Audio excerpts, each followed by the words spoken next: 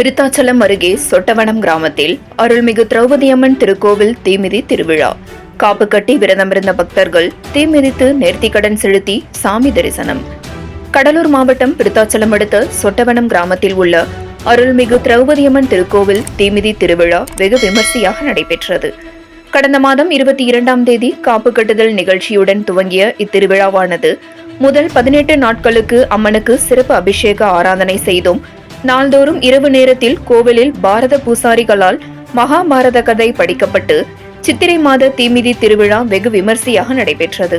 முன்னதாக அக்கிராம மணி முத்தாற்றங்கரையிலிருந்து சக்தி கிரகம் சுமந்து ஆண்கள், பெண்கள், இளைஞர்கள் என 50க்கும் மேற்பட்ட காப்பு கட்டி விரதமிருந்த பக்தர்கள் மேலதாளத்துடன் ஊர்வலமாக கோவிலை சுற்றி வலம் வந்து கோவில் முன்பு அமைக்கப்பட்ட தீக்குண்டத்தில் இறங்கி தீமிதித்து தங்களுடைய நேர்த்திக்கடனை செலுத்தினர். பின்னர் பெண்கள் கும்மியடித்து நடனமாடினர். இதில் திரளான பக்தர்கள் கலந்து கொண்டு திரௌபதி அம்மனை வழிபட்டனர்.